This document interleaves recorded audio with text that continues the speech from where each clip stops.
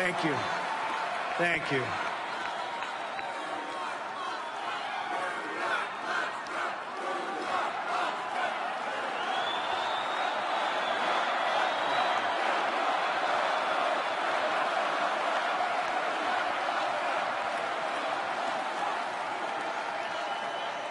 Thank you. Thank you very much.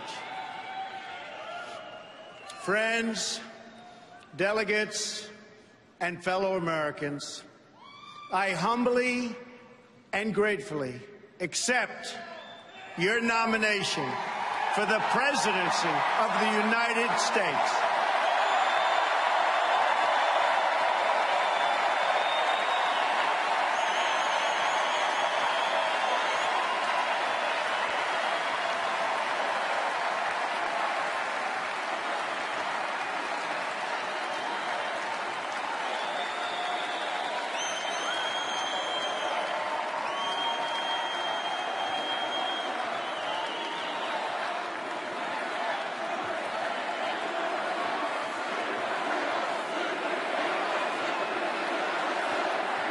USA, USA, USA, USA.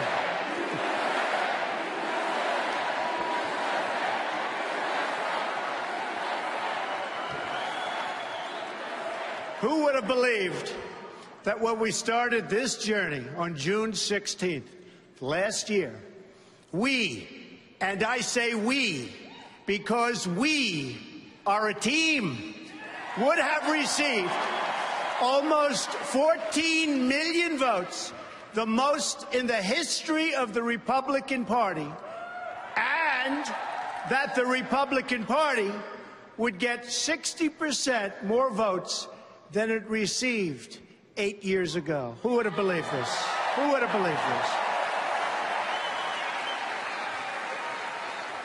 The Democrats, on the other hand, received 20% fewer votes than they got 4 years ago. Not so good, not so good.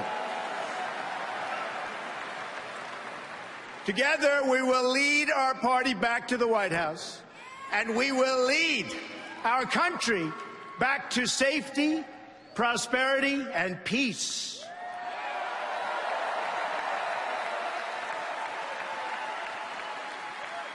We will be a country of generosity and warmth, but we will also be a country of law and order.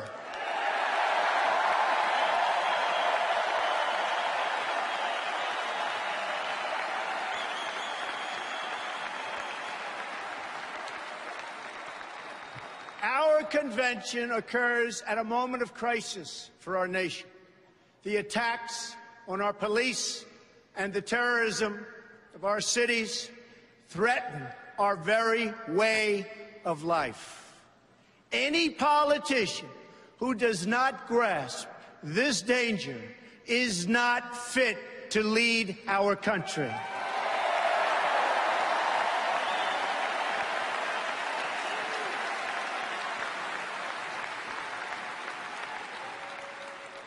Americans watching this address tonight have seen the recent images of violence in our streets and the chaos in our communities. Many have witnessed this violence personally.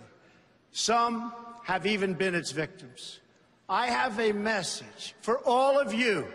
The crime and violence that today afflicts our nation will soon, and I mean very soon, come to an end.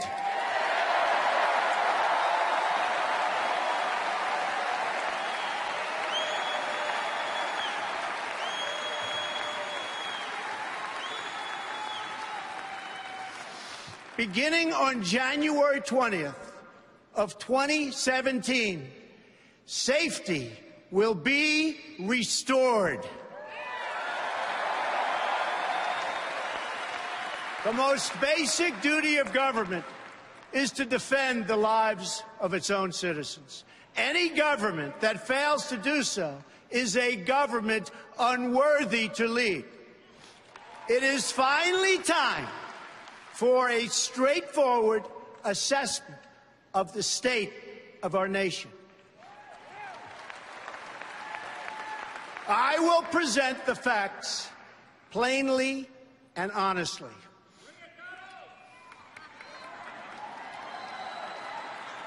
We cannot afford to be so politically correct anymore.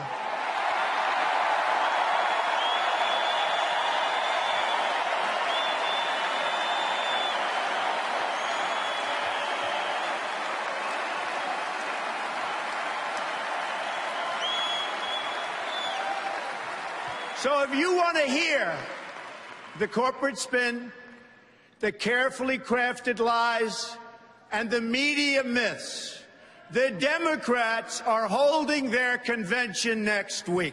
Go there.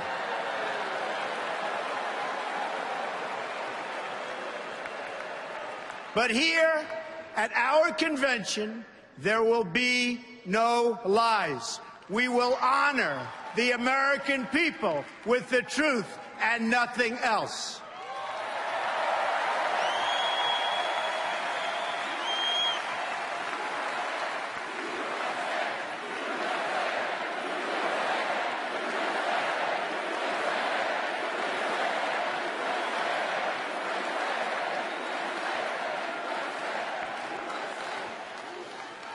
These are the facts. Decades of progress made in bringing down crime are now being reversed by this administration's rollback of criminal enforcement. Homicides last year increased by 17% in America's 50 largest cities. That's the largest increase in 25 years. In our nation's capitals, killings have risen by 50%. They're up nearly 60% in nearby Baltimore.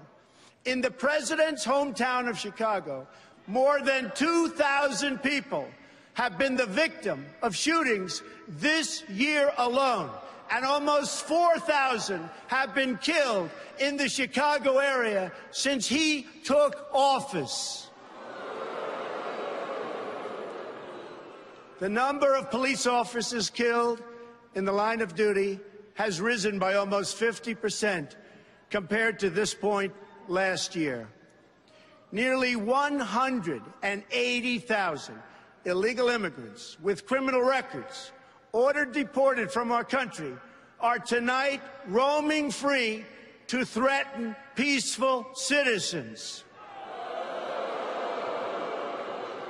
The number of new illegal immigrant families who have crossed the border so far this year already exceeds the entire total from 2015.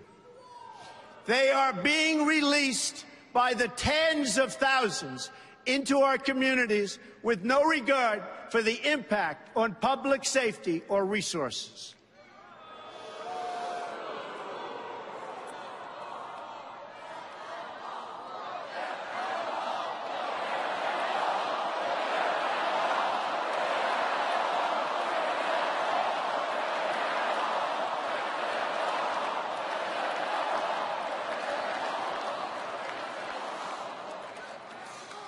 One such border crosser was released and made his way to Nebraska. There, he ended the life of an innocent young girl named Sarah Root. She was 21 years old and was killed the day after graduating from college with a 4.0 grade point average, #1 in her class. Her killer was then released a second time, and he is now a fugitive from the law. I've met Sarah's beautiful family, but to this administration, their amazing daughter was just one more American life that wasn't worth protecting. No more. One more child to sacrifice on the order and on the altar of open borders. What about our economy? Again, I will tell you the plain facts that have been edited out of your nightly news and your morning newspaper. Nearly 4 in 10 African American children are living in poverty, while 58% of African American youth are now not employed. 2 million more Latinos are in poverty today than when President Obama took his oath of office less than 8 years ago. Another 14 million people have left the workforce entirely. Household incomes are down more than $4,000 since the year 2000. That's 16 years ago. Our trade deficit in goods reached nearly, think of this, our trade deficit is $800 billion. Yeah, think of that, $800 billion. Last year alone, we're going to fix that.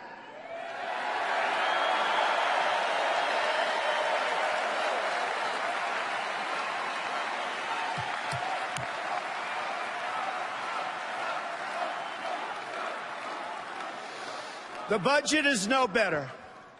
President Obama has almost doubled our national debt to more than $19 trillion and growing.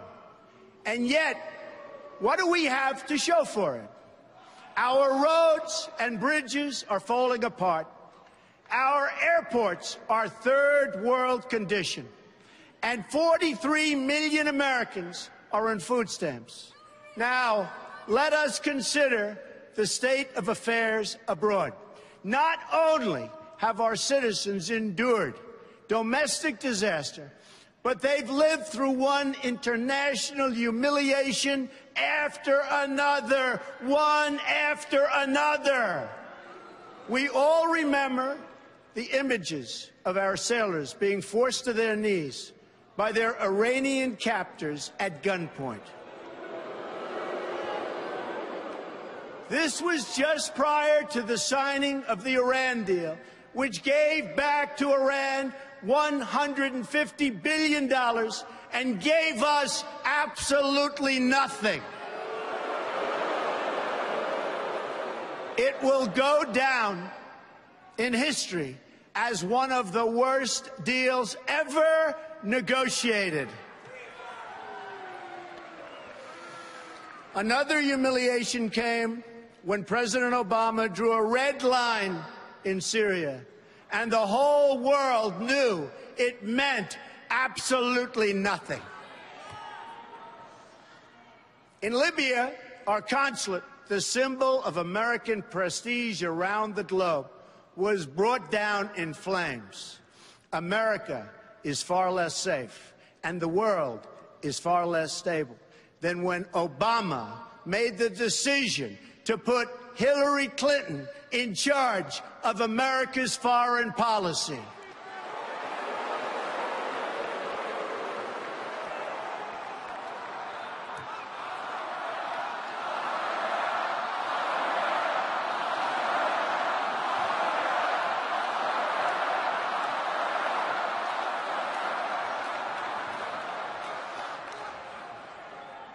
Let's defeat her in November.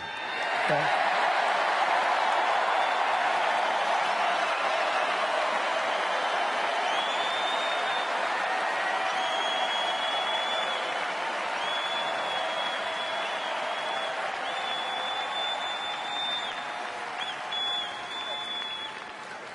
I am certain that it was a decision that President Obama truly regrets. Her bad instincts and her bad judgment, something pointed out by Bernie Sanders, are what caused so many of the disasters unfolding today. Let's review the record.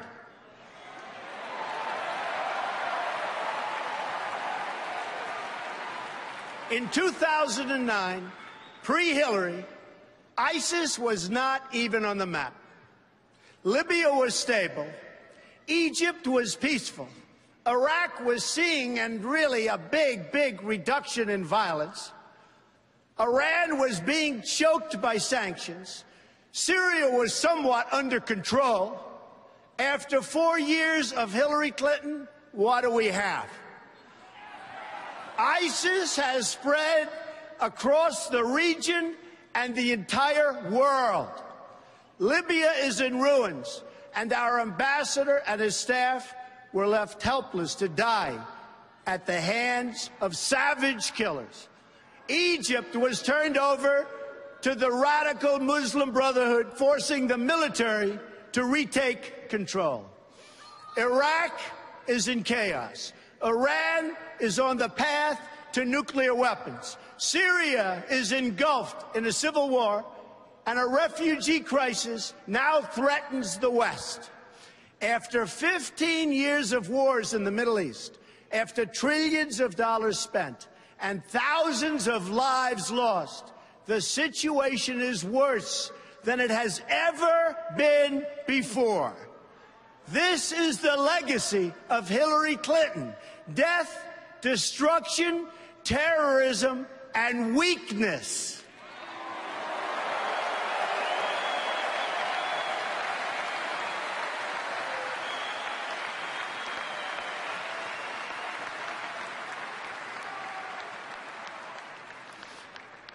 But Hillary Clinton's legacy does not have to be America's legacy. The problems we face now, poverty and violence at home, war and destruction abroad, will last only as long as we continue relying on the same politicians who created them in the first place.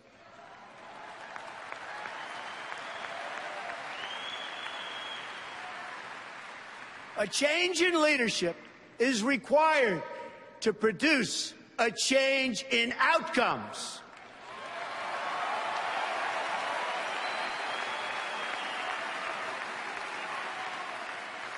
Tonight, I will share with you my plan for Action for America. The most important difference between our plan and that of our opponent is that our plan will put America first.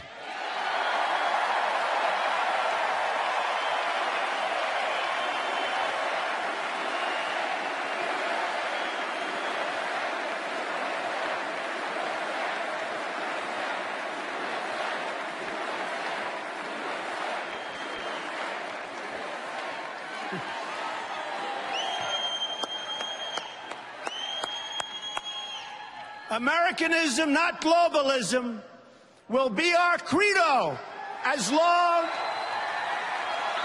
as we are led by politicians who will not put America first. Then we can be assured that other nations will not treat America with respect, the respect that we deserve.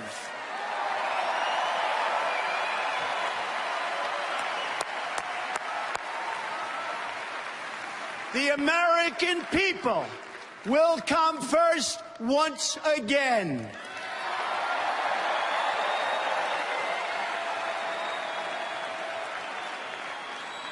My plan will begin with safety at home, which means safe neighborhoods, secure borders, and protection from terrorism. There can be no prosperity without law and order.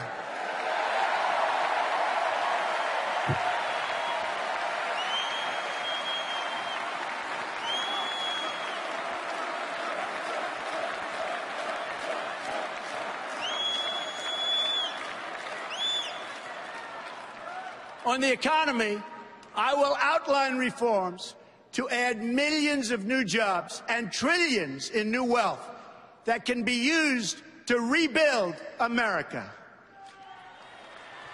A number of these reforms that I will outline tonight will be opposed by some of our nation's most powerful special interests. That's because these interests have rigged our political and economic system for their exclusive benefit. Believe me, it's for their benefit.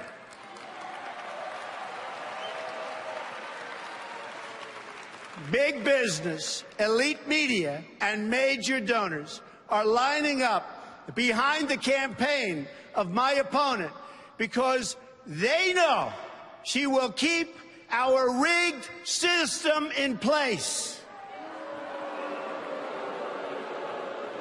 They are throwing money at her because they have total control over every single thing she does.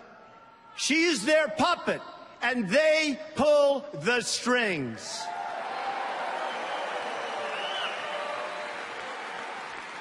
That is why Hillary Clinton's message is that things will never change, never ever.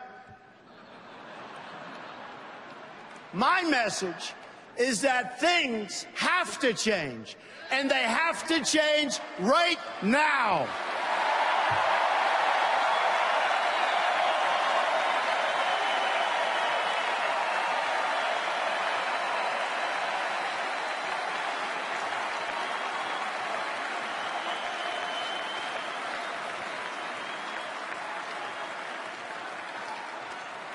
Every day, I wake up determined to deliver a better life for the people all across this nation that have been ignored, neglected, and abandoned.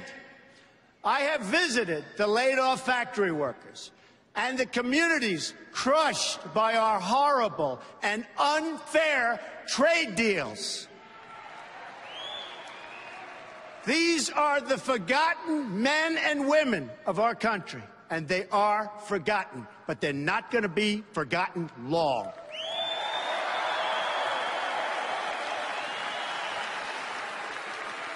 These are people who work hard, but no longer have a voice. I am your voice.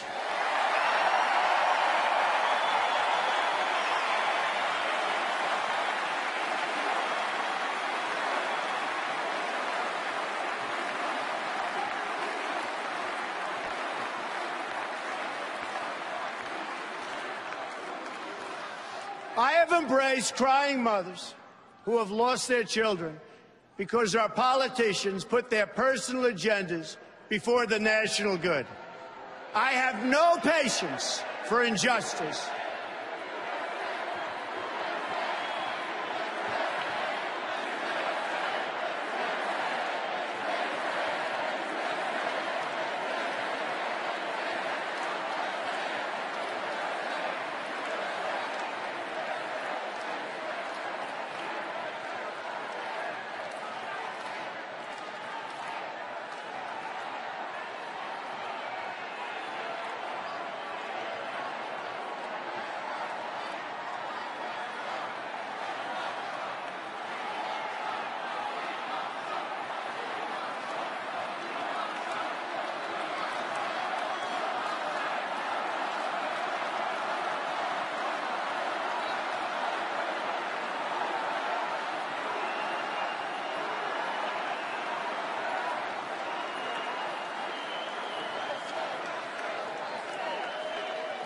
How great are our police, and how great is Cleveland?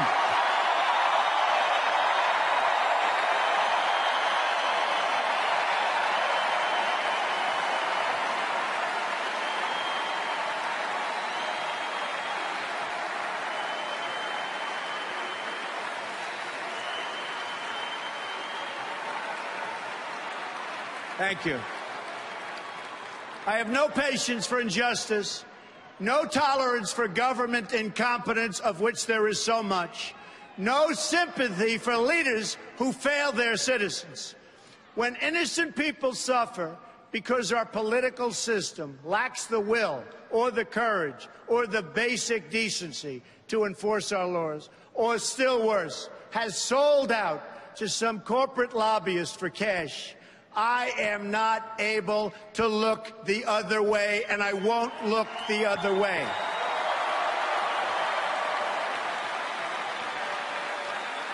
And when a Secretary of State illegally stores her emails on a private server, deletes 33,000 of them so the authorities can't see her crime, puts our country at risk, lies about it in every different form, and faces no consequence, I know that corruption has reached a level like never, ever before in our country.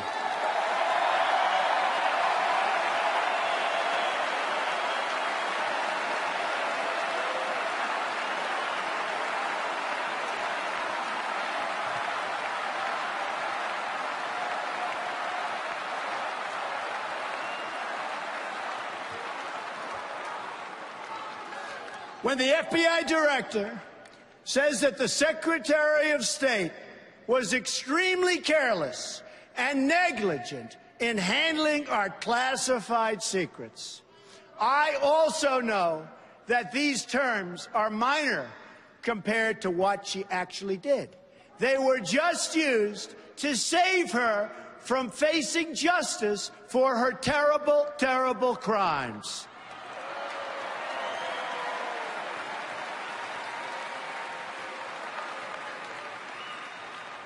In fact, her single greatest accomplishment may be committing such egregious crime and getting away with it, especially when others who have done far less have paid so dearly.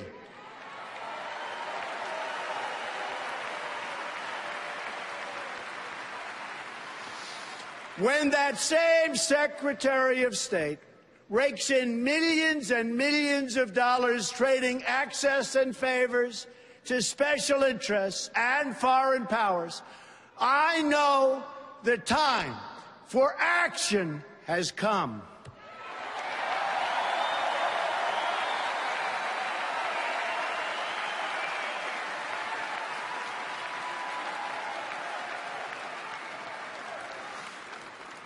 I have joined the political arena so that the powerful can no longer beat up on people who cannot defend themselves.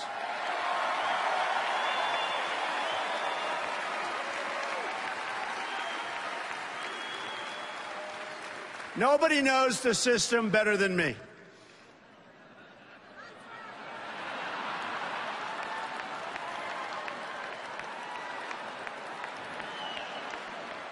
Which is why I alone can fix it.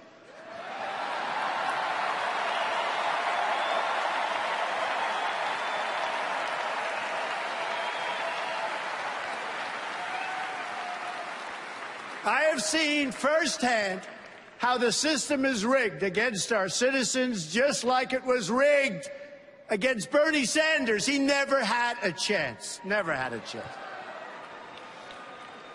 But his supporters will join our movement because we will fix his biggest single issue, trade deals that strip our country of its jobs and strip us of our wealth as a country.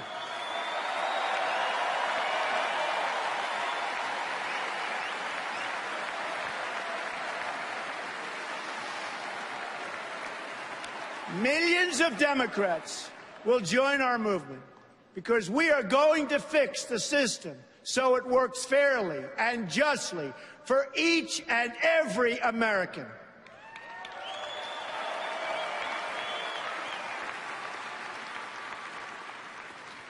In this cause, I am proud to have at my side the next Vice President of the United States, Governor Mike Pence of Indiana.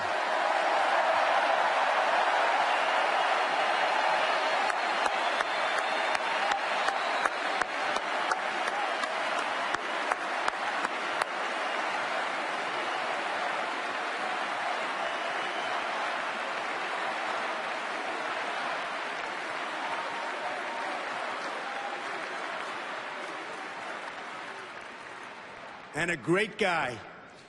We will bring the same economic success to America that Mike brought to Indiana, which is amazing.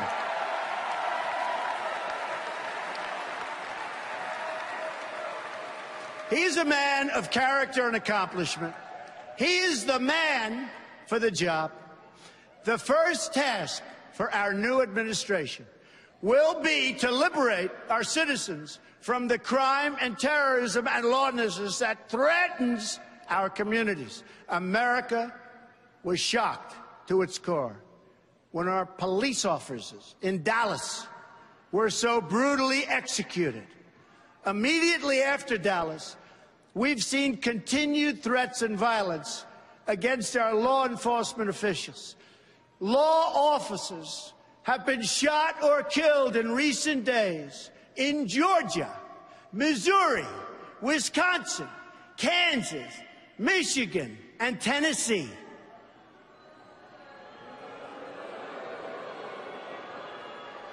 On Sunday, more police were gunned down in Baton Rouge, Louisiana. 3 were killed and 3 were very, very badly injured. An attack on law enforcement is an attack on all Americans.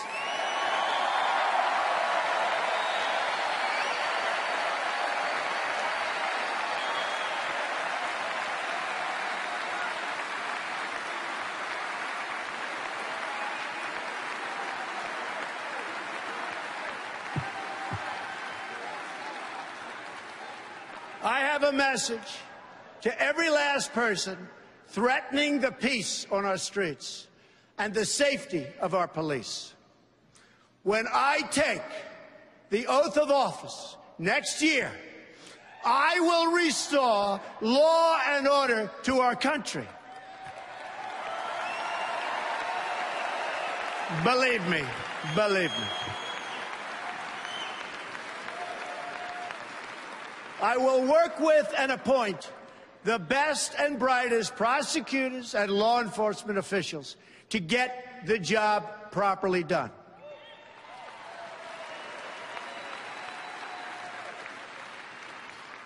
In this race for the White House, I am the law and order candidate.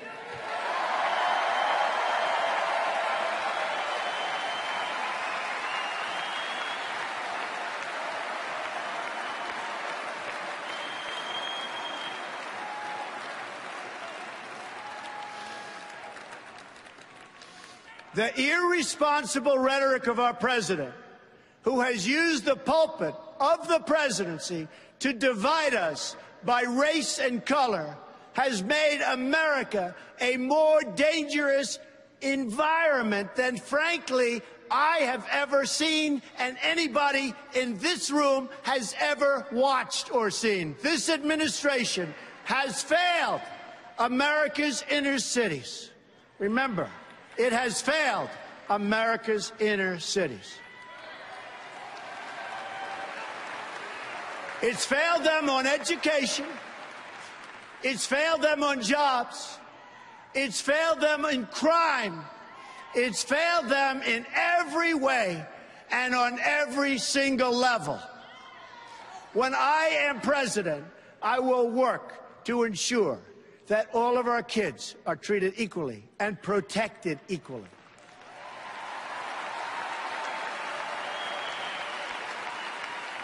Every action I take, I will ask myself, does this make better for young Americans in Baltimore, in Chicago, in Detroit, in Ferguson, who have really, in every way, folks, the same right to live out their dreams as any other child in America? Any other child.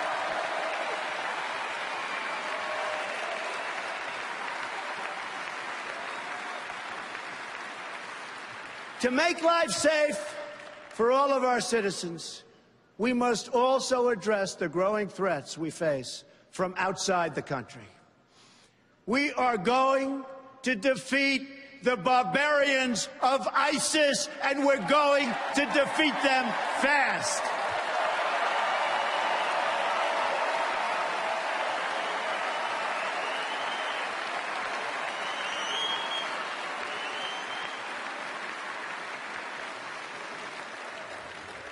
Once again, France is the victim of brutal Islamic terrorism.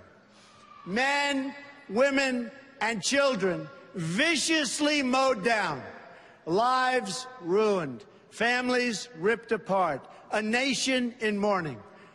The damage and devastation that can be inflicted by Islamic radicals has been proven over and over. At the World Trade Center, at an office party in San Bernardino, at the Boston Marathon, at a military recruiting center in Chattanooga, Tennessee, and many, many other locations. Only weeks ago, in Orlando, Florida, 49 wonderful Americans were savagely murdered by an Islamic terrorist. This time, the terrorist targeted LGBTQ community.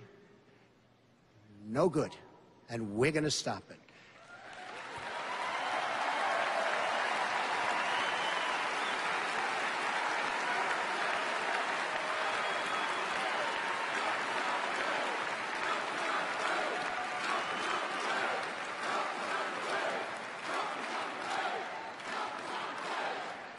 As your president, I will do everything in my power to protect our LGBTQ citizens from the violence and oppression of a hateful foreign ideology. Believe me.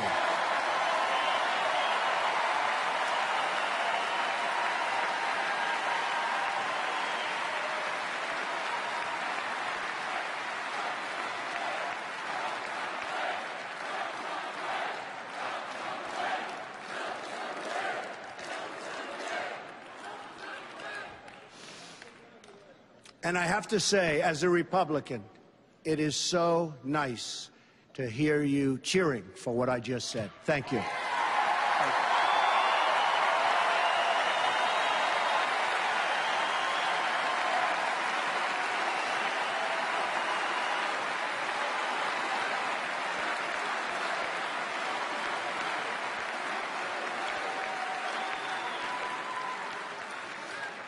To protect us from terrorism, we need to focus on three things. We must have the best, absolutely the best gathering of intelligence anywhere in the world. The best. We must abandon the failed policy of nation building and regime change that Hillary Clinton pushed in Iraq, in Libya, in Egypt, and in Syria. Instead, we must work with all of our allies who share our goal of destroying ISIS and stamping out Islamic terrorism, and doing it now, doing it quickly. We're going to win. We're going to win fast.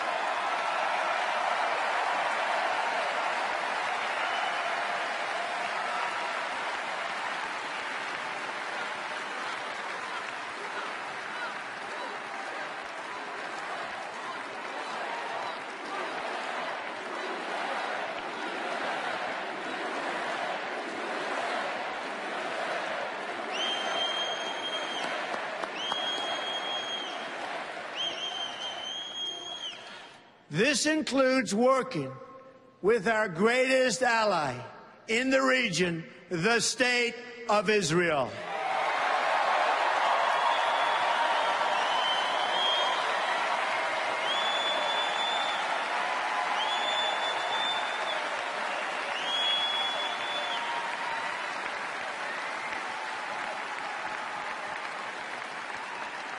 Recently, I have said that NATO was obsolete because it did not properly cover terror, and also that many of the member countries were not paying their fair share.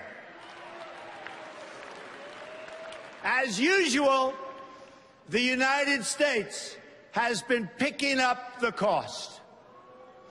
Shortly thereafter, it was announced that NATO will be setting up a new program in order to combat terrorism, a true step in the right direction.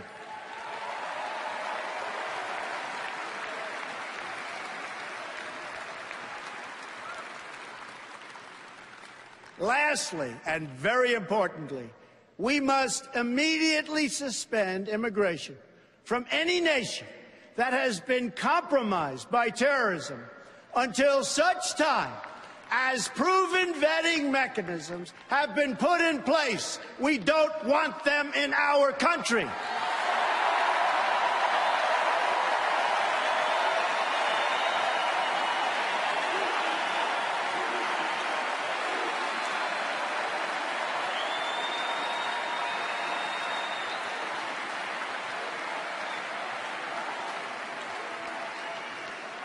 My opponent has called for a radical 550% increase in Syrian. Think of this.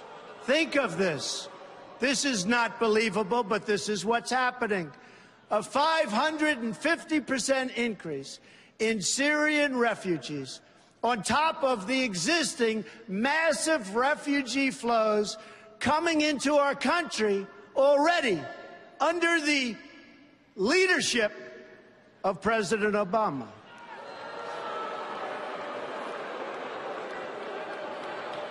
She proposes this despite the fact that there's no way to screen these refugees in order to find out who they are or where they come from.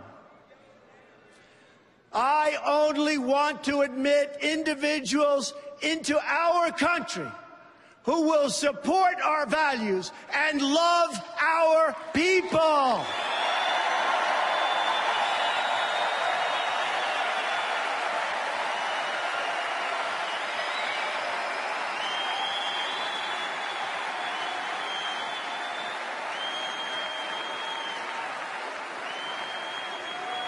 Anyone who endorses violence, hatred, or oppression is not welcome in our country and never, ever will be.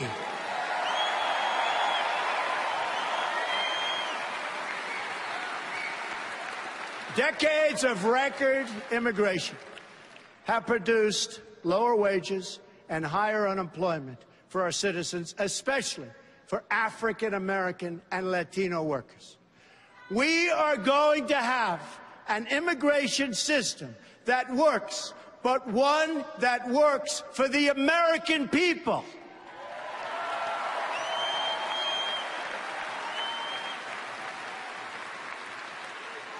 On Monday, we heard from 3 parents whose children were killed by illegal immigrants: Marianne Mendoza, Sabine Durden, and my friend, Jamil Shaw. They're just 3 brave representatives of many thousands who have suffered so gravely. Of all my travels in this country, nothing has affected me more, nothing even close, I have to tell you, than the time I have spent with the mothers and fathers who have lost their children to violence spilling across our borders, which we can solve. We have to solve it.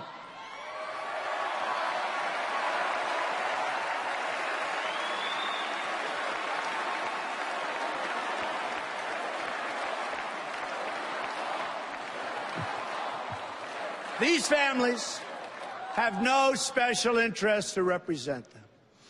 There are no demonstrators to protect them, and certainly none to protest on their behalf. My opponent will never meet with them or share in their pain, believe me. Instead, my opponent wants sanctuary cities.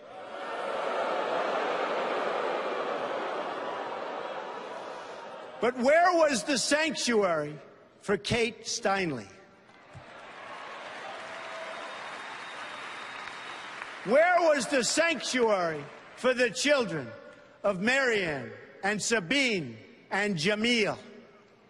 Where was the sanctuary for all of the other? Oh, it's so sad to even be talking about it, because we could solve this problem so quickly. Where was the sanctuary for all of the other Americans who have been so brutally murdered and who have suffered so horribly? These wounded American families have been alone, but they are not alone any longer.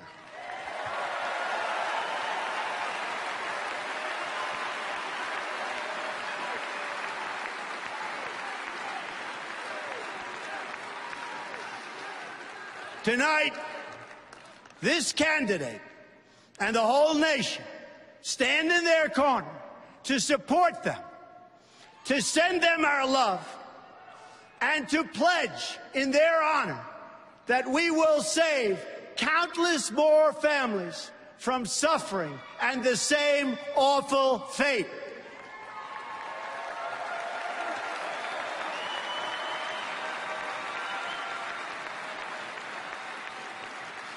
We are going to build a great border wall to stop illegal immigration, to stop the gangs and the violence, and to stop the drugs from pouring into our communities.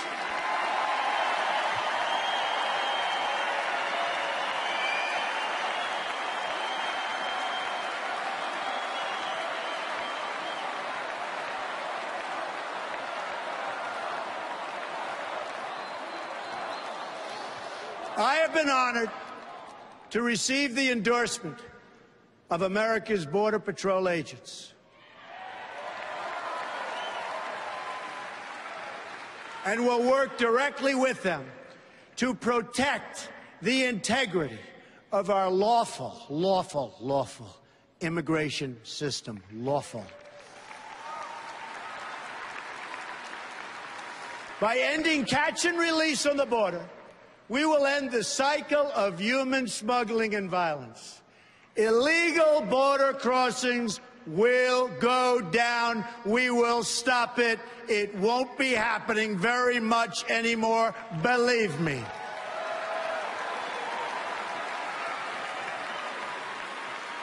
Peace will be restored by enforcing the rules for millions who overstay their visas. Our laws will finally receive the respect that they deserve.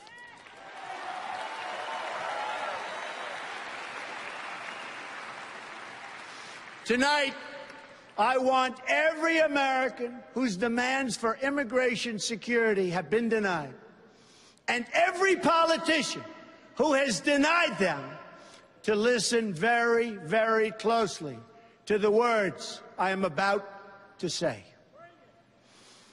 On January 20th of 2017, the day I take the oath of office,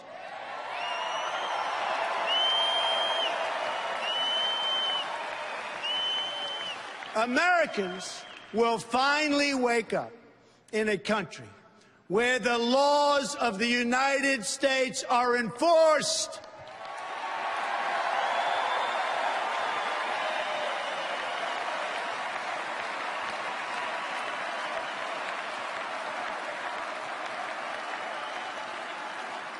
We are going to be considerate and compassionate to everyone. But my greatest compassion will be for our own struggling citizens.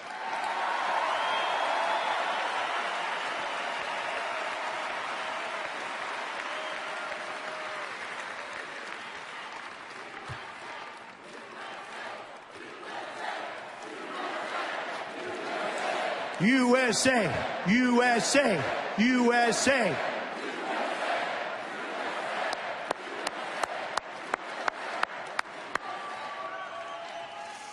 My plan is the exact opposite of the radical and dangerous immigration policy of Hillary Clinton. Americans want relief from uncontrolled immigration, which is what we have now.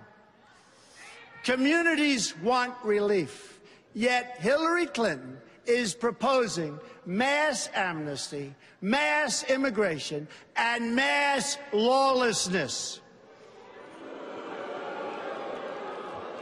Her plan will overwhelm your schools and hospitals, further reduce your jobs and wages, and make it harder for recent immigrants to escape the tremendous cycle of poverty that they're going through right now, and make it almost impossible for them to join the middle class. I have a different vision for our workers. It begins with a new fair trade policy that protects our jobs and stands up to countries that cheat, of which there are many.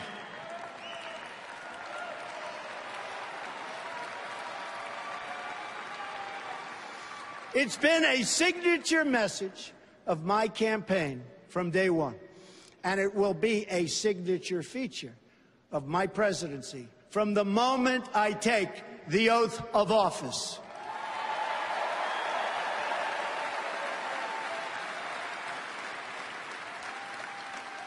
I have made billions of dollars in business-making deals. Now I'm going to make our country rich again.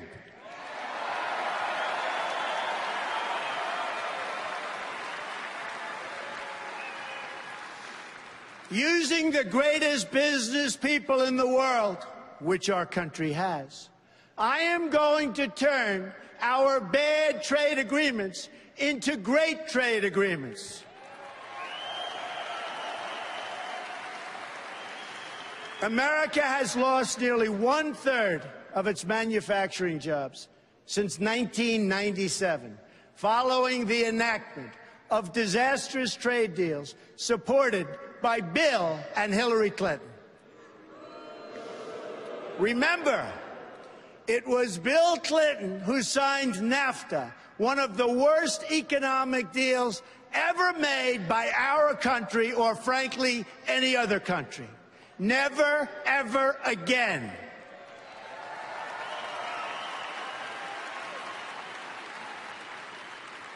I am going to bring back our jobs to Ohio and Pennsylvania and New York and Michigan and all of America.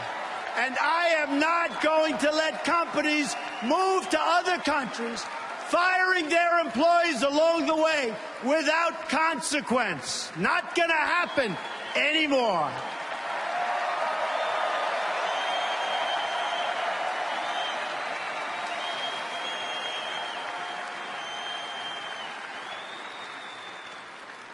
My opponent, on the other hand, has supported virtually every trade agreement that has been destroying our middle class.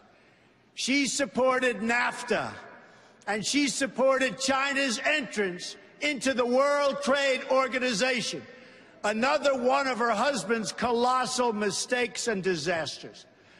She supported the job-killing trade deal with South Korea. She supported the Trans-Pacific Partnership, which will not only destroy our manufacturing, but it will make America subject to the rulings of foreign governments, and it's not going to happen.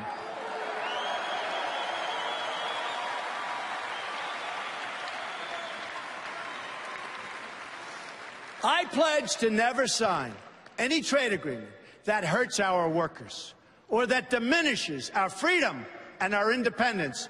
We will never, ever sign bad trade deals. America first. Again, America first.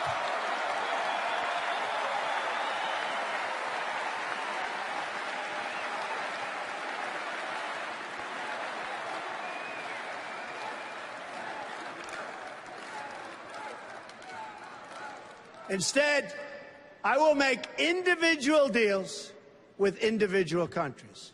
No longer will we enter into these massive transactions with many countries that are thousands of pages long and which no one from our country even reads or understands.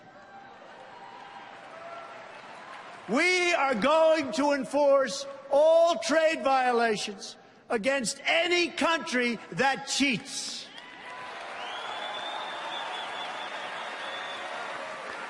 This includes stopping China's outrageous theft of intellectual property, along with their illegal product dumping and their devastating currency manipulation. They are the greatest that ever came about. They are the greatest currency manipulators ever.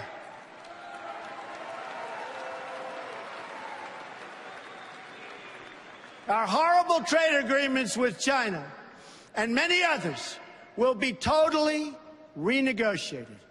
That includes renegotiating NAFTA to get a much better deal for America, and we'll walk away if we don't get that kind of a deal.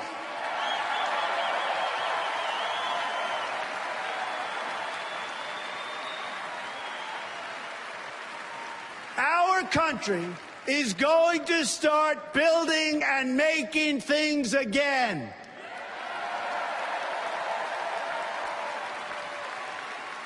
Next comes the reform of our tax laws, regulations, and energy rules.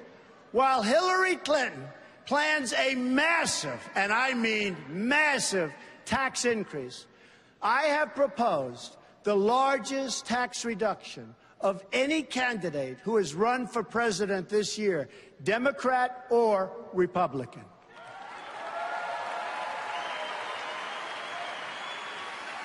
Middle-income Americans and businesses will experience profound relief, and taxes will be greatly simplified for everyone. I mean everyone. America is one of the highest taxed nations in the world. Reducing taxes will cause new companies and new jobs to come roaring back into our country. Believe me, it'll happen, and it'll happen fast.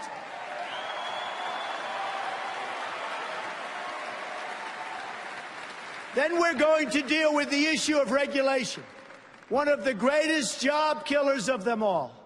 Excessive regulation is costing our country as much as $2 trillion a year, and we will end it very, very quickly.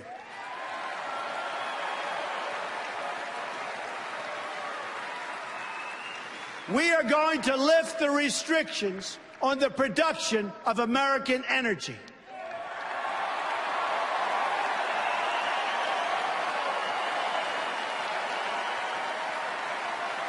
This will produce more than $20 trillion in job-creating economic activity over the next 4 decades. My opponent, on the other hand, wants to put the great miners and the great steelworkers of our country out of work and out of business. That will never happen with Donald J. Trump as president. Our steelworkers and our miners are going back to work again.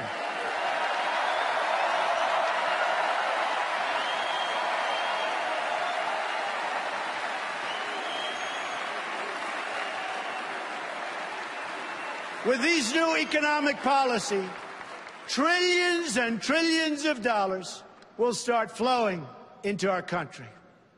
This new wealth will improve the quality of life for all Americans.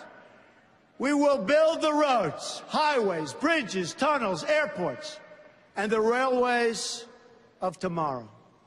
This, in turn, will create millions of more jobs.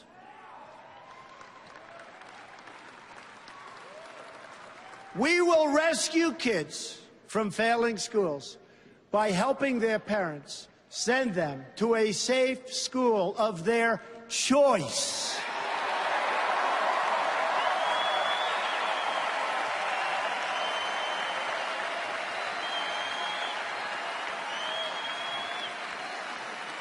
My opponent would rather protect bureaucrats than serve American children. And that's what she's doing, and that's what she's done.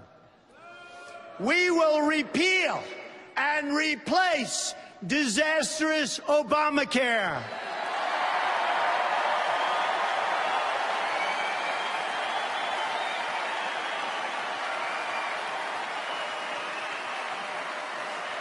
You will be able to choose your own doctor again.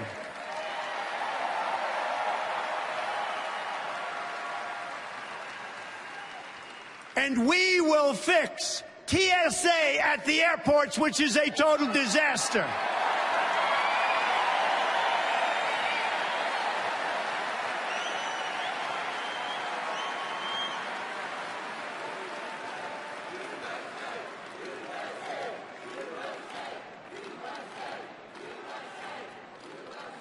Thank you. Thank you. We're going to work with all of our students who are drowning in debt to take the pressure off these young people just starting out in their adult lives. Tremendous problem. We will completely rebuild our depleted military.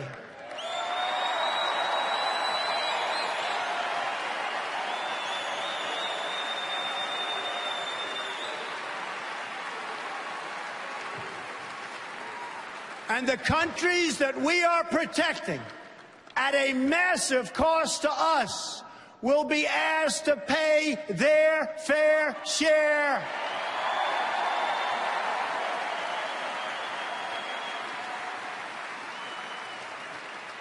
We will take care of our great veterans like they have never been taken care of before.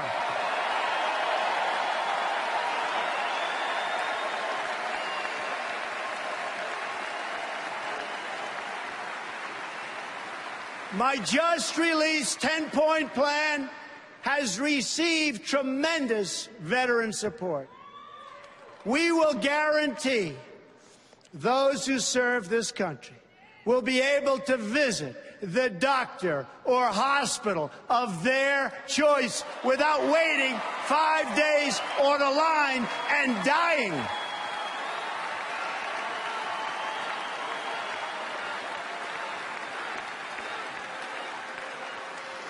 My opponent dismissed the VA scandal.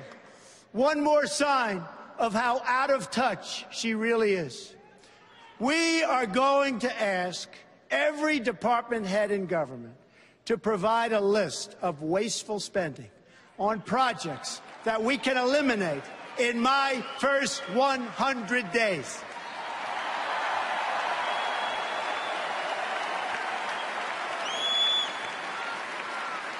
The politicians have talked about this for years, but I'm going to do it.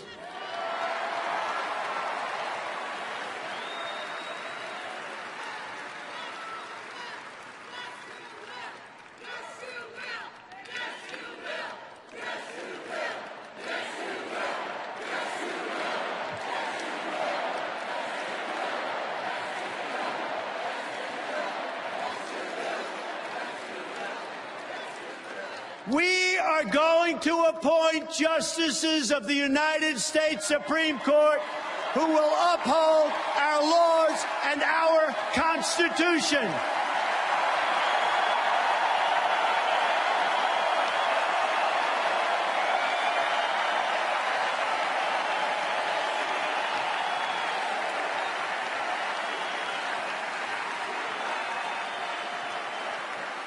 The replacement of our beloved Justice Scalia will be a person of similar views, principles, and judicial philosophies. Very important. This will be one of the most important issues decided by this election. My opponent wants to essentially abolish the Second Amendment.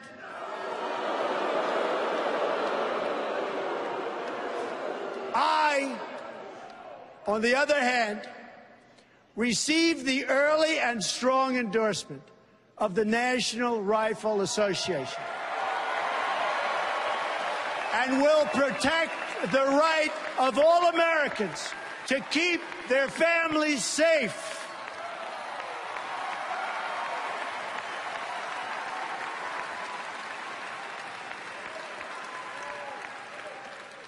At this moment, I would like to thank the evangelical and religious community, because I'll tell you what, the support that they've given me, and I'm not sure I totally deserve it, has been so amazing and has had such a big reason for me being here tonight. True. So true.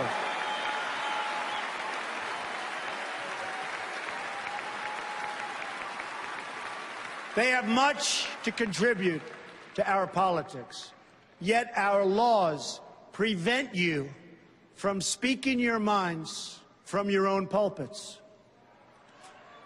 An amendment pushed by Lyndon Johnson many years ago threatens religious institutions with a loss of their tax-exempt status if they openly advocate their political views. Their voice has been taken away. I am going to work very hard to repeal that language and to protect free speech for all Americans.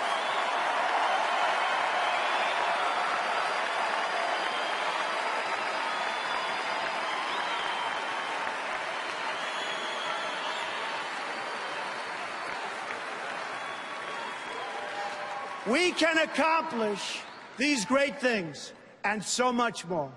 All we need to do is start believing in ourselves and in our country again. Start believing.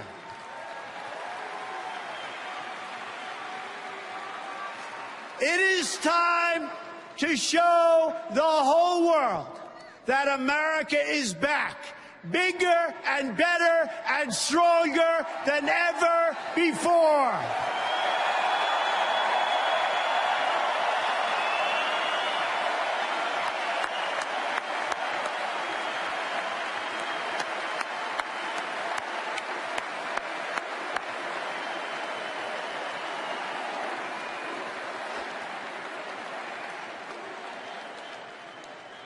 In this journey, I'm so lucky to have at my side my wife, Melania, and my wonderful children,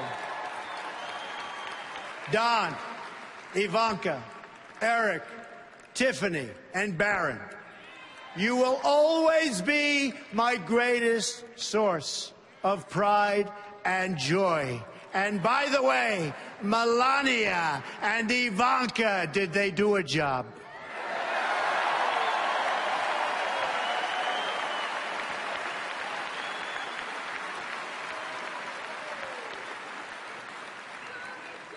My dad, Fred Trump, was the smartest and hardest working man I ever knew.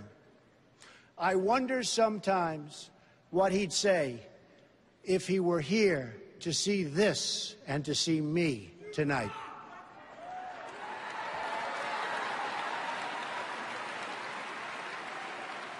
It's because of him that I learned from my youngest age to respect the dignity of work and the dignity of working people.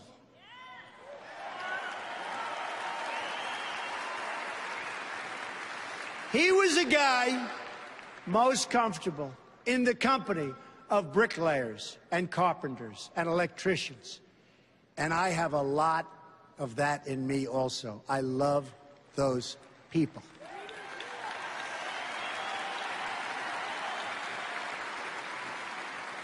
Then there's my mother, Mary. She was strong, but also warm and fair-minded. She was a truly great mother. She was also one of the most honest and charitable people that I have ever known. and a great, great judge of character. She could pick them out from anywhere. To my sisters, Mary Ann and Elizabeth, my brother, Robert, and my late brother, Fred, I will always give you my love. You are most special to me.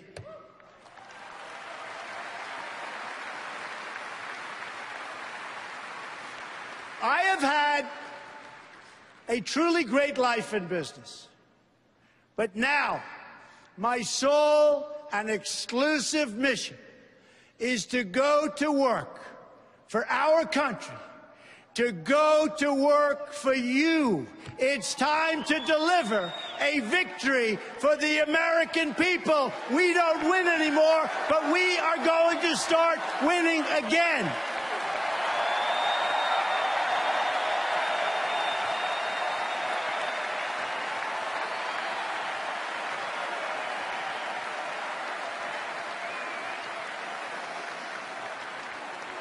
But to do that, we must break free from the petty politics of the past. America is a nation of believers, dreamers, and strivers that is being led by a group of censors, critics, and cynics. Remember, all of the people telling you you can't have the country you want are the same people that wouldn't stand. I mean, they said Trump doesn't have a chance of being here tonight. Not a chance. The same people. Oh, we love defeating those people, don't we? Don't we love defeating those people? Love it, love it, love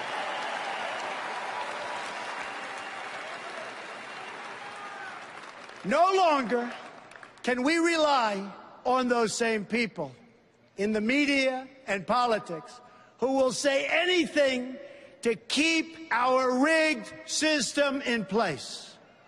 Instead, we must choose to believe in America. History is watching us now. We don't have much time, but history is watching.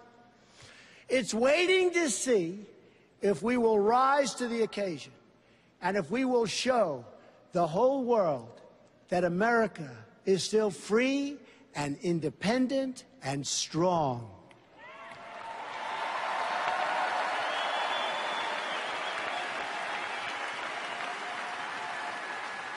I am asking for your support tonight so that I can be your champion in the White House, and I will be your champion.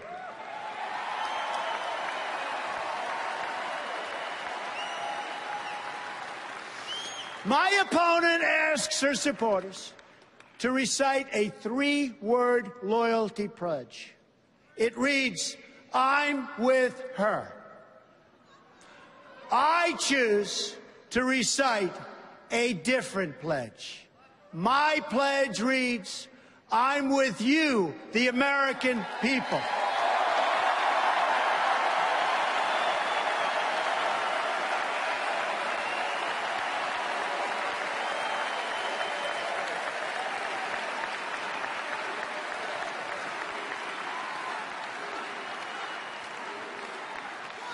I am your voice. So to every parent who dreams for their child and every child who dreams for their future, I say these words to you tonight. I am with you, I will fight for you, and I will win for you.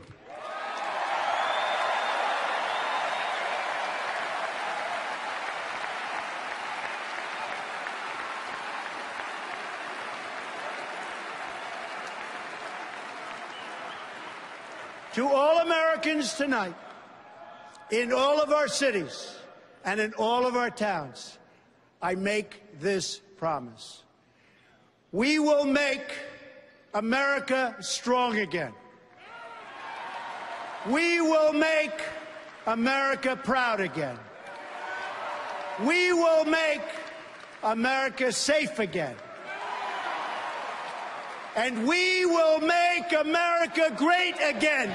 God bless you and good night. I love you.